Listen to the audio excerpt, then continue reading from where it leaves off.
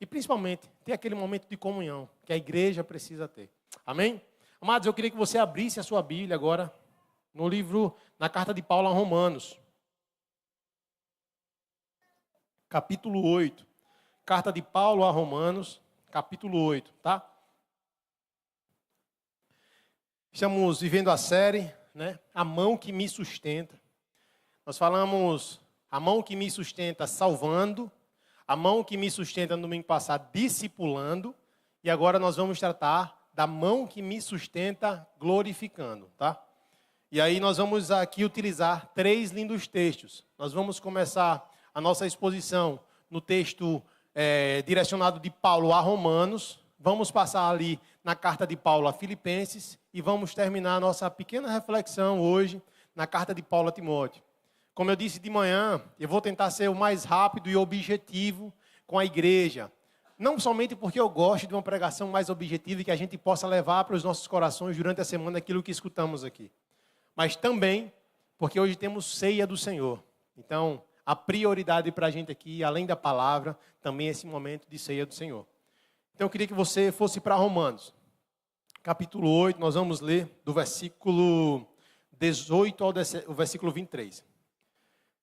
Mas antes disso, eu queria que você lembrasse, estamos em mais uma série de mensagens, né, da nossa igreja que tem por tema a mão que me sustenta. E através da vida do apóstolo Paulo, nós vimos na primeira pregação que pelo processo de salvação e de transformação de Saulo para Paulo, que essa mesma mão que nos sustenta é a mesma mão que nos salvou, fazendo com que homens desprezíveis, pecadores como eu, como você, simplesmente aos olhos do Senhor, fossem vasos escolhidos por Ele, como confirmamos aqui por meio da carta de Paulo a Filipenses. Na segunda pregação, nós compreendemos que a mesma mão que nos sustenta, também é a mesma mão que nos ensina, a mesma mão que nos discipula.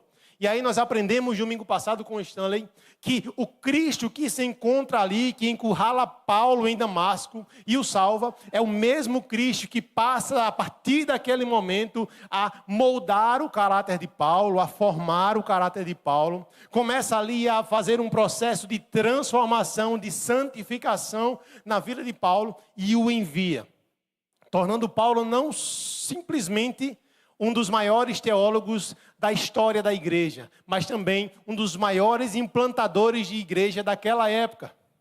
E hoje nós estamos aqui encerrando essa nossa série de mensagens, entendendo que essa mão poderosa que nos sustenta, também é a mesma mão que nos glorificará. Para isso, nós estaremos utilizando esses 3 lindos textos, essas 3 lindas cartas de Paulo, a Romanos, a Filipenses e a Timóteo. Mas eu queria que, inicialmente, a gente, antes de começar essa reflexão, a gente tentasse enxergar o jovem Timóteo. Como Timóteo se encontrava ao receber todo o legado que Paulo estava passando para ele. Todo o legado que Paulo estava deixando para Timóteo como seu pai na fé. E eu queria que você imaginasse que eu e você, nesse momento, somos Timóteo, recebendo as últimas instruções, os últimos ensinamentos do nosso mentor espiritual, do nosso pai na fé, do nosso pastor. Imagine a cena agora. Timóteo recebe ali um pergaminho, né? Porque naquele tempo não tinha carta, não tinha WhatsApp. E Timóteo recebe um pergaminho endereçado de Paulo para ele. E aí com as mãos trêmulas ele começa a abrir esse pergaminho, porque ele sabe que Paulo está preso numa masmorra fria, úmida,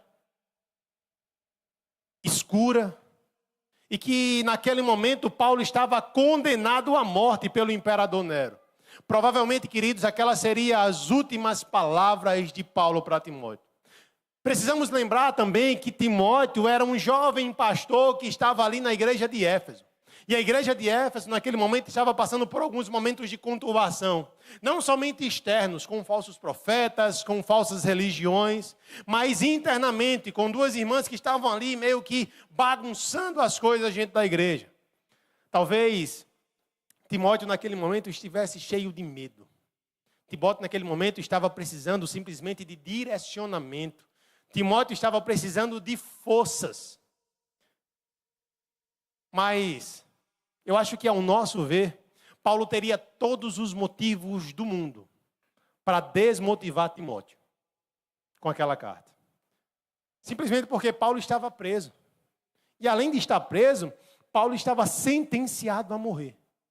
Contudo, queridos, a carta de 2 Timóteo é não somente um lindo tratado teológico, é não somente uma linda exposição do que é ser um pastor, do que é, de fato, uma exortação pastoral. Mas a carta de 2 Timóteo é Paulo passando o bastão para Timóteo, dizendo: ei, Timóteo, até aqui a mão do Senhor me sustentou. Mas agora eu quero te mostrar, Timóteo, o que é que existe do outro lado da linha de chegada. Hoje Timóteo sou eu, hoje Timóteo é você. E talvez muitos de nós tenhamos chegado aqui na igreja hoje, aqui nesse culto, com o coração cansado. Talvez com medo das lutas que estão acontecendo no nosso presente e no nosso dia a dia. Talvez inseguros com o nosso futuro.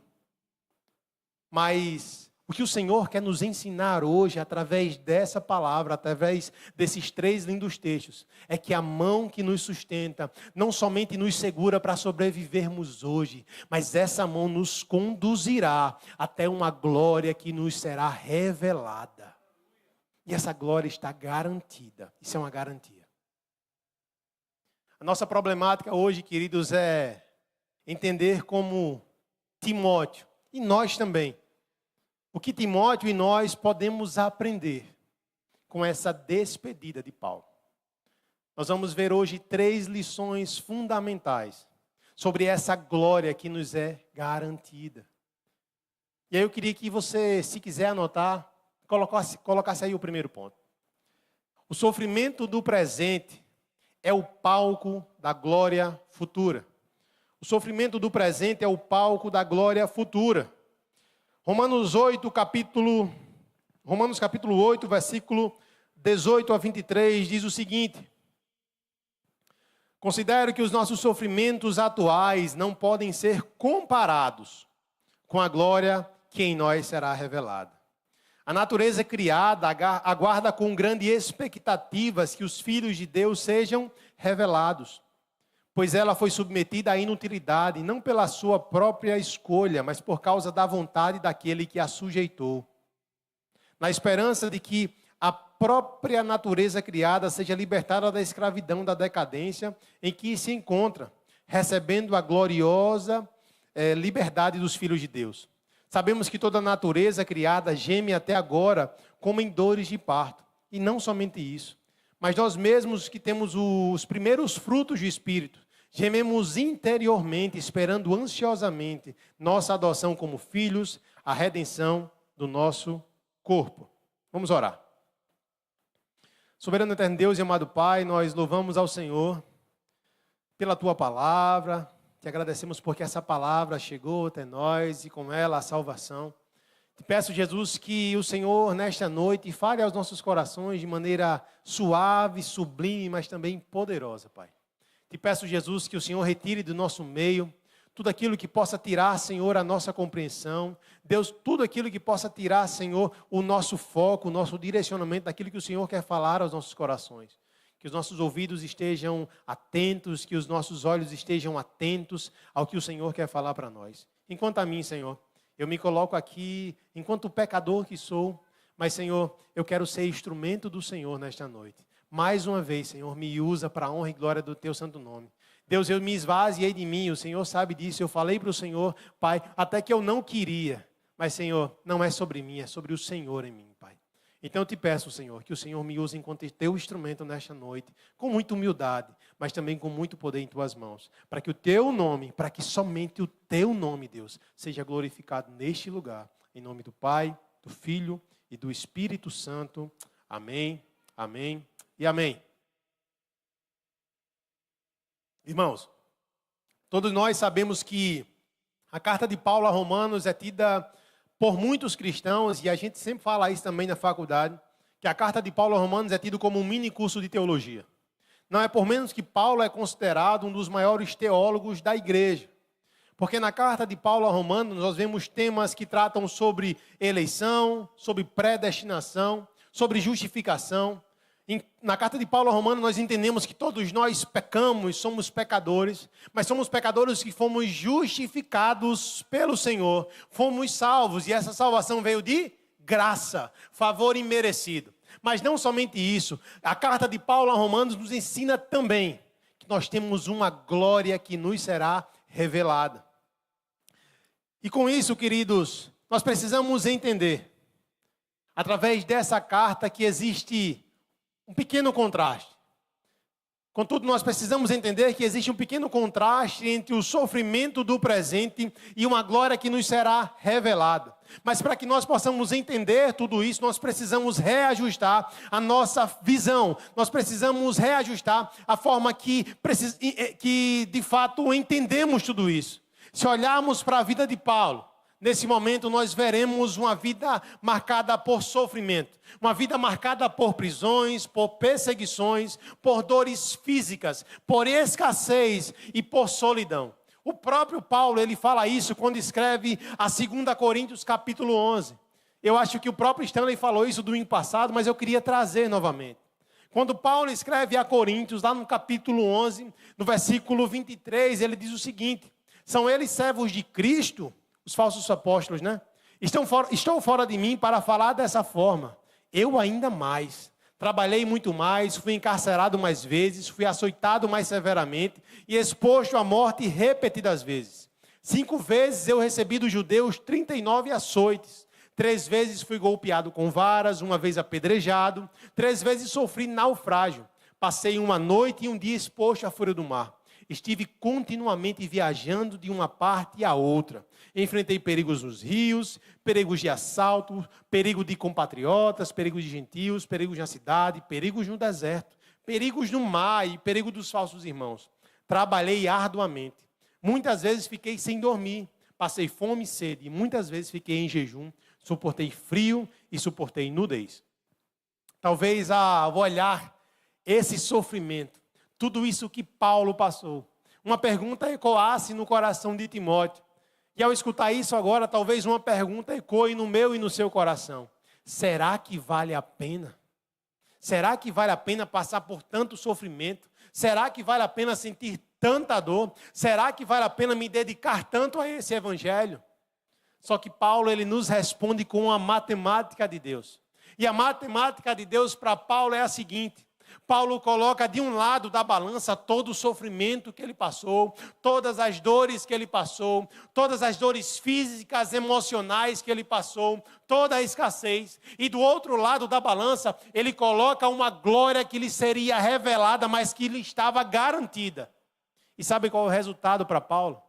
É simplesmente que todo o sofrimento que ele passou é leve perto do poder, da glória que Deus tinha guardado para ele.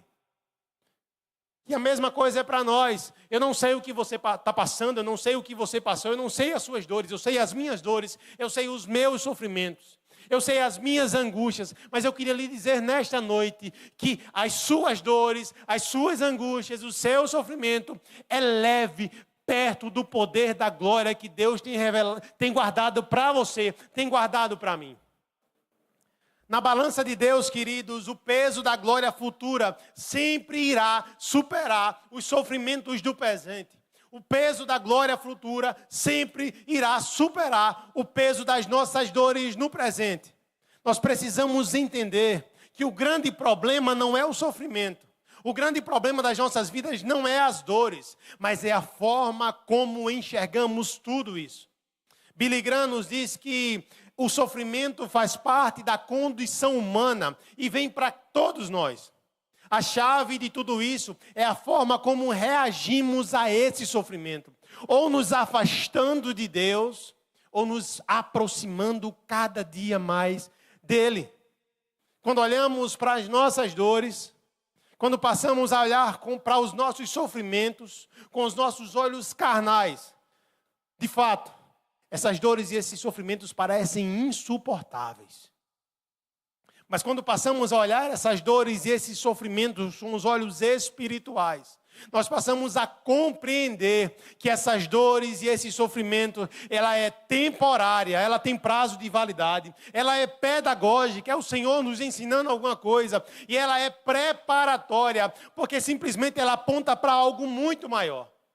Paulo não está dizendo aqui, o apóstolo não está dizendo aqui, que as nossas dores, que os nossos sofrimentos, eles são pequenos em si. Mas ele está dizendo para nós nessa noite, que as nossas dores e os nossos sofrimentos não se comparam à glória que o Senhor tem guardado para as nossas vidas. Isso é um fato. E entenda, não somente nós sofremos. O próprio Paulo aqui no versículo 22 e 23, ele diz que até a criação, a natureza, ela geme. Veja lá. Versículo 22, sabemos que toda a natureza criada geme até agora, como em dores de parto. E não só isso, mas nós mesmos que temos os primeiros frutos do Espírito, gememos interiormente, esperando ansiosamente a nossa adoção como filhos, a redenção do nosso corpo. Paulo está mostrando aqui que não somente nós gememos, não somente nós temos dores, mas toda a criação, a natureza também, ela geme com dores. Mostrando para nós que essa dor, que esse sofrimento não é fruto de uma falta de fé. É fruto simplesmente do pecado adâmico. De tudo que aconteceu lá no começo. E não somente nós sofremos com isso, mas a natureza também. A natureza geme clamando por redenção, mas não é por qualquer tipo de redenção. É para que Deus, de fato, glorifique os filhos dele. E assim como a natureza, ela geme com essas dores, nós também gememos, aguardando a volta do nosso Deus. No momento em que ele, com essa volta, fará com que as nossas dores, com que os nossos sofrimentos sejam definitivamente trocados pela glória que ele tem guardado para nós. Aleluia. Entenda que os gemidos do nosso sofrimento só demonstra que nós não pertencemos a este mundo. Somos peregrinos que estamos aqui somente de passagem, caminhando para Nova Jerusalém. Hernando Dias Lopes diz que, assim como as nossas dores apontam para o clamor da nossa alma por redenção, o gemido da natureza também aponta para essa esperança de redenção dos filhos de Deus, para a purificação dos filhos de Deus, para a glorificação dos filhos de Deus. Irmãos, enquanto estivermos neste mundo, nós precisamos nos ancorar nessa promessa de redenção. Lembrar que as nossas dores e os nossos sofrimentos, sim, eles têm prazos de validade. E ao olhar para essa dor, ao olhar para esse sofrimento, nós precisamos fazer uma simples pergunta. Nós precisamos parar de murmurar, parar de reclamar e perguntar simplesmente o que Deus quer ser glorificado em tudo isso. No que o Senhor quer ser glorificado em tudo isso. Os sofrimentos de agora, diz Hernando Dias Lopes, que são fruto de um antegosto dos céus, de um gostinho que nós tivemos do céu. É simplesmente entender que somente aqueles que foram alcançados pelo Senhor têm esse antegosto de viver a plenitude do reino. Porque o reino já chegou até nós, a salvação já chegou até nós. E como nós não vivemos essa salvação em sua plenitude, nós sofremos. Os sofrimentos do presente são simplesmente o Senhor nos mostrando, queridos, que o nosso lugar, o nosso lar, são novos céus e nova terra. Então, em vez de estar murmurando em meio à dor, louve ao Senhor. Em vez de estar reclamando no dia do sofrimento, ore a Deus, se coloque de joelho. Eu sei que não é fácil. Eu sei que na teoria é tudo lindo. Mas eu sei que a gente pode começar a botar tudo isso em prática. Tem um hino que diz: Deus não rejeita a oração. Oração é alimento. Eu nunca vi um justo sem resposta ou ficar no sofrimento. Basta somente esperar o que Deus irá fazer. Quando Ele estende as suas mãos, é a hora de vencer. A gente faz o quê? Então louve, simplesmente louve. Está doendo? Está chorando? Está chorando, louve. Está precisando? Precisando, louve. Está sofrendo? Está sofrendo, louve. Não importa, louve. O seu louvor invade os céus. E acontece o quê, ó?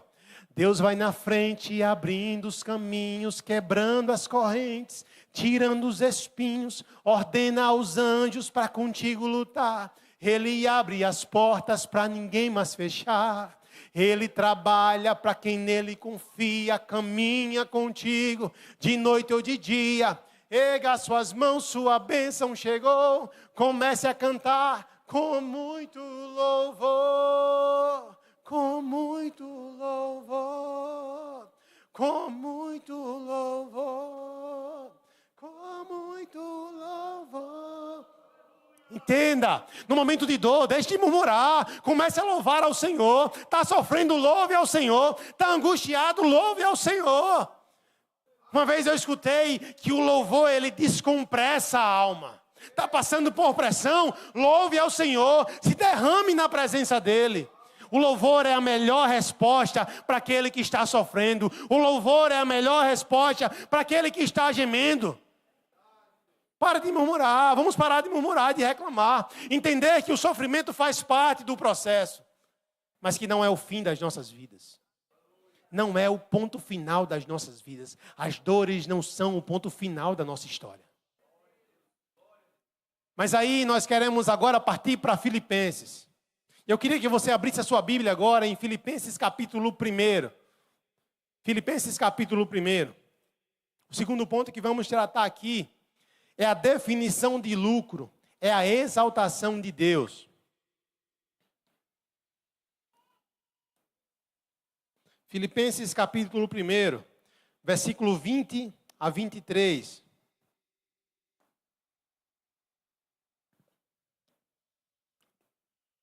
Filipenses 1, versículo 20 diz o seguinte: aguardo ansiosamente e espero que em nada serei envergonhado. Pelo contrário, com toda a determinação de sempre, também agora Cristo será engrandecido em meu corpo, quer pela vida, quer pela morte. Porque para mim viver é Cristo e morrer é lucro. Caso continue vivendo no corpo, terei fruto do meu trabalho. E já não sei o que escolher. Estou pressionado dos dois lados. Desejo partir e estar com Cristo, o que é muito melhor. Irmãos, talvez Timóteo, eu e você, ao ver a situação de Paulo aqui, preso, nós viríamos para a semana de jejum e oração do nosso Aviva, simplesmente clamar para que Deus o libertasse da prisão, ou para que o Senhor livrasse a vida de Paulo da morte. Contudo, queridos, Paulo aqui, ele nos ensina uma nova definição para o que é vida e morte. Olhe para o versículo 22, ele diz: caso eu continue no corpo, vivendo no corpo, terei fruto do meu trabalho. E ele termina: eu já não sei o que escolher. Paulo diz: não sei o que escolher. De um lado, eu desejo estar com Cristo, o que é incomparavelmente melhor. Mas do outro lado, eu desejo continuar vivo para poder continuar trabalhando em favor do Evangelho. Não que a dúvida de Paulo aqui fosse sobre viver ou morrer. Mas a dúvida de Paulo era sobre continuar trabalhando em favor do reino. Continuar se dedicando à proclamação de Jesus Cristo. Mas continuar ali pastoreando a vida de Timóteo, discipulando, sendo instrumento de salvação. Mas do outro lado, ele também queria estar face a face com o Senhor. Abraçar Jesus pessoalmente. Isso somente acontece porque Paulo entendeu verdadeiramente o real sentido de viver. No versículo 21 ele diz: porque para mim viver é Cristo e morrer é lucro. Para Paulo a vida não era simplesmente uma carreira. Para Paulo a vida não era fama. Para Paulo a vida não era ter bens, ter dinheiro. Para Paulo a vida é Cristo. Se Paulo respirava, era para pregar o Evangelho. Se Paulo andava pelos lugares, era para cumprir a missão que o Senhor havia o chamado em Damasco de proclamação do Evangelho. E o que é que a vida de Paulo quer dizer para mim? O que é que a vida de Paulo quer dizer para você? É simplesmente que se a nossa vida só vai ter sentido se for por intermédio dele, para honrar a ele, para honrar ao Senhor dos Exércitos. A nossa vida só vai ter sentido se todo o nosso ser entender que precisamos a todo momento, a todo instante glorificar ao Senhor. Temos medo de morrer? É claro. É claro que temos medo de morrer. Quem aqui não tem medo de morrer? Todo mundo tem medo de morrer. E é natural, porque nós fomos criados para sermos eternos. Mas o pecado, ele limitou essa nossa condição. E a morte se tornou algo inevitável. Porém, um exemplo do apóstolo Paulo nos faz enxergar, nos faz transver. Nos faz entender que a tão temida morte, para nós que somos cristãos, simplesmente é lucro. A morte para nós que estamos em Cristo é lucro. Talvez eu chegue aqui hoje, e quando eu comecei a ler esse texto, eu tinha sim a percepção de que a morte era perca total. O mundo talvez tenha essa certeza de que a morte é perca total. Mas como Paulo aqui, nós precisamos entender e ver que a morte para nós é lucro líquido. Por quê? Porque simplesmente a morte, ela revela, ela tira, ela remove todas as limitações do tempo presente. A morte, para nós que estamos em Cristo, é a porta de entrada para um processo de glorificação para as nossas vidas. E um processo de glorificação completo. É como se Paulo estivesse aqui olhando para aqueles que estavam chorando, aqueles que estavam ali tristes por causa da sua morte, dizendo assim: ei, não chorem por mim, como se estivessem chorando ou triste por alguém que não tem esperança. Simplesmente eu estou indo receber o meu lucro nos céus agora. Porque a minha esperança é Cristo. A minha esperança é Cristo. E aqui eu de manhã falava que uma vez eu trouxe a história de Paulo, o filme de Paulo, para assistir aqui com os guardiões. Não sei quem, alguém dos irmãos estavam aqui para assistir esse filme? Ah, foi, né? Dormindo, né? E aí a gente assistiu esse filme foi lindo, os homens choraram aqui, foi uma coisa maravilhosa. E aí quando terminou o filme eu fui lá para fora e fiquei esperando os irmãos saírem para perguntar se eles tinham gostado do filme. E alguns chegaram: meu irmão, é muito massa e tal. Deus falou tremendamente ao coração. Mas um irmão me chamou a atenção. Esse irmão chegou para mim e fez. Eu fiz: e aí, meu irmão, gostasse do filme? Ele: gostei, Felipe. Aí eu fiz: e aí, o que é que tu achou? Ele fez: mas bom demais, né? O bicho se dedicou para Jesus, foi peso, velho. Muito bom. Mas no final o bicho, ó, morreu. Sem futuro. Tu acredita? Eu olhei para a cara dele, eu fiquei sem reação. Eu fiquei sem reação. Eu não vou dizer o nome dele, não. Mas ele não está aqui hoje, não. Se ele tivesse aqui, ele já tinha falado. Mas ele olhou para o filme e disse: ele se dedicou, proclamou o evangelho e se dedicou a Deus, mas no final morreu. É sem futuro. Aí eu fiz: você entendeu tudo. Você entendeu tudo. Amados, John MacArthur disse que a certeza do céu transforma a morte em um simples passo rumo à herança que já nos foi garantida. Paulo, ele tinha essa certeza que a morte não era o fim da história. A morte é simplesmente a porta aberta para um início poderoso do Senhor nas nossas vidas. A grande pergunta para nós nessa noite é a seguinte: se tirarmos Jesus das nossas vidas, o que sobraria? Pergunta ao seu irmão aí. Pergunta a quem está do seu lado. Se você tirar Jesus da sua vida, o que sobraria? Responda para o seu irmão. O que é que sobra? Responda para ele aí. Amados, se a nossa resposta for que sobraria muita coisa, nós estamos com certeza andando por caminhos tortuosos. Se a resposta for que sobra muita coisa, nós estamos andando por caminhos errados. Simplesmente porque precisamos entender que Jesus, ele não veio para ocupar espaços no nosso coração. Jesus, ele veio para redefinir toda a nossa história, todo o nosso ser. Com Cristo é aquela história: ou é tudo ou é nada. Ou somos 100% dele, ou somos plenamente dele, ou nós não temos parte nenhuma com ele. Entenda. Nós precisamos entender que quem tem Cristo como vida, vê a morte não como um fim trágico, não como um fim tenebroso, mas a morte para quem está em Cristo é simplesmente uma promoção gloriosa. A morte para quem está em Cristo é uma promoção gloriosa. É aquilo que o pastor Moisés diz aqui muitas vezes. Para nós que estamos em Cristo, a morte é trocar a cruz de sofrimento pela coroa de glória. É trocar a cruz de sofrimento pela coroa de glória. E foi nisso que Paulo se ancorou. E é nisso que nós precisamos ancorar o nosso coração nesta noite. E por fim, queridos, eu queria que você fosse agora para 2 Timóteo, capítulo 4. 2 Timóteo, capítulo 4, versículos 6 a 8.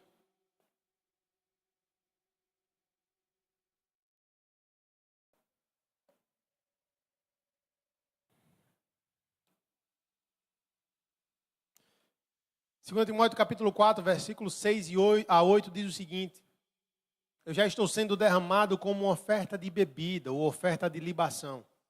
Está próximo o tempo da minha partida.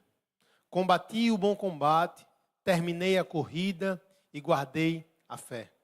Agora me está reservada a coroa da justiça que o Senhor, justo juiz, me dará naquele dia. E não somente a mim, mas também a todos os que amam a sua vinda. Aqui nós chegamos ao clímax dos conselhos de Paulo. Nós chegamos aqui ao ápice desse conselho, a coisa mais linda. É a despedida de Paulo. Eu imagino aqui que Timóteo, nesse momento, ele estava ali com um pergaminho nas mãos, com as mãos trêmulas, com lágrimas caindo no seu rosto. Ele já estava soluçando como quem chora muito. E Paulo começa essa despedida usando uma imagem que era ritualística nos templos naquela época. Pois ele diz, a minha vida está sendo derramada como oferta de libação. E a libação era simplesmente a última taça de vinho que era derramada sobre o sacrifício no templo. Naquele momento, Paulo estava olhando para Timóteo, olhando para aquele povo e dizendo, Timóteo, a minha vida já foi um sacrifício vivo. Agora a minha morte é somente a última taça de vinho que está sendo derramada para finalizar toda essa obra. Timóteo, eu estou dizendo para você que eu não estou sendo tirado de vocês. Eu não estou sendo arrancado de vocês. Simplesmente eu estou me entregando. Paulo aqui ele estava convicto de que tinha feito de tudo por Cristo. Paulo estava convicto de que ele tinha feito de tudo para a proclamação do Evangelho. Paulo estava convicto de que ele tinha gastado todas as suas forças em favor para do nome de Jesus ser conhecido. Ele tinha gastado todas as suas forças para cumprir o chamado que o Senhor o fez.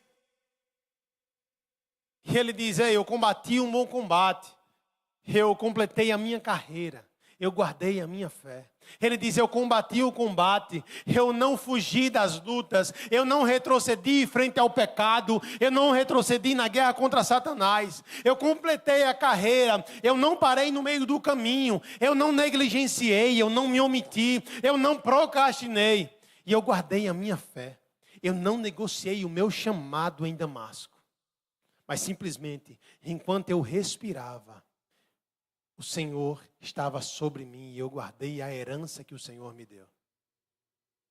O grande problema, queridos, é que na nossa geração, muitos de nós queremos a coroa, mas nós não queremos travar o bom combate. Até nós iniciamos sim a carreira, mas nós não temos compromisso com o final dessa carreira. E a nossa fé, nós acabamos negociando a nossa fé com os nossos confortos, com o nosso conforto, com as nossas prioridades, com a nossa preguiça. E acabamos deixando a nossa fé de lado. Diferente de Paulo. A nossa geração, na grande maioria das vezes, prioriza o seu próprio prazer, prioriza as suas próprias coisas, os seus próprios combates, as suas próprias carreiras, e esquecem do combate que o Senhor nos chamou para travar. Esquecem da carreira que o Senhor nos chamou para viver. E sobre a nossa fé, a gente acaba negociando ela com qualquer coisa, esquecendo que a fé é a maior herança que o Senhor nos deu. Paulo, ele termina a sua carreira, ele termina a sua história, não de forma confortável. Eu dizia de manhã, enquanto eu pensava sobre isso, eu me lembrava de como eu queria terminar a minha vida. E eu falava de manhã aqui que eu queria terminar, o planejamento para que eu terminasse a minha vida era com uma boa aposentadoria, né? O que é algo quase impossível nesse governo que a gente está, infelizmente. Terminar com uma boa aposentadoria. Na verdade, a gente termina já morto, né? A gente não se aposenta mais. Mas terminar com uma boa aposentadoria, morando em frente à praia, com um bom plano de saúde, né? Para que eu possa ser acudido quando precisasse. E com a esposa da minha juventude, que é a minha esposa. Que, diga-se de passagem, ontem completamos 7 anos de casado. Glória a Deus. Né? Mas, enfim, o nosso pensamento é esse. O meu pensamento era esse. Entenda que Paulo, ele não termina a vida dele de forma confortável. A vida de Paulo foi marcada por bastante dor, por bastante sofrimento, por muitos momentos de angústia, por muitos momentos em que ele se sentiu só. Mas a mão do Senhor estava ali, amparando a todo momento. E isso fez com que Paulo não terminasse confortável, mas ele terminou a vida sendo fiel a Deus. Talvez a gente não tenha o fim da vida que pensamos ou planejamos, mas o Senhor nos chama para terminar a nossa vida sendo fiel ao Senhor, sendo fiel àquele que nos chamou. Talvez Ele não tenha lhe chamado em Damasco. Eu não sei onde Ele lhe chamou, mas em todo momento Ele chamou para ser fiel a Ele. A pergunta não é se nós já começamos essa carreira, e a banda já pode vir. A pergunta não é se começamos a nossa carreira. A pergunta é como nós pretendemos terminar essa carreira. E se já começamos essa carreira, os nossos passos, para onde eles estão nos levando? Para onde estão nos levando os nossos passos? Ao olharmos para a vida do apóstolo Paulo, nós aprendemos que a mão de Deus nos sustenta em todas as etapas das nossas vidas. Essa mão nos salva, essa mão nos discipula, essa mão nos sustenta mediante o sofrimento. Ela redefine a nossa visão sobre vida e morte e nos conduz até o fim da nossa jornada aqui na terra. Paulo sofreu e muito, mas em nenhum momento ele perdeu a esperança. Viveu para Cristo e encarou a morte como um lucro. Ele lutou o bom combate, ele completou a corrida, ele guardou a fé, porque tinha plena convicção em algo muito maior que o Senhor tinha guardado para ele. E é isso que Romanos 8, versículo 30 diz. Aos que predestinou, a esses chamou. A esses também chamou. Aos que chamou, a esses justificou. E aos que justificou, a esses também glorificou. Observe a sequência. Deus chama, Deus justifica e Deus glorifica. A obra é dele, do começo ao fim, não depende de você. A mão que nos chamou para a salvação é a mesma mão que nos sustenta no caminho. E essa mesma mão que nos sustenta no caminho é a mesma mão que nos conduzirá a uma glória que nos será revelada. Talvez eu e você estejamos aqui nesta noite, cansados, feridos, fadigados, ou até mesmo com o coração distante do Senhor.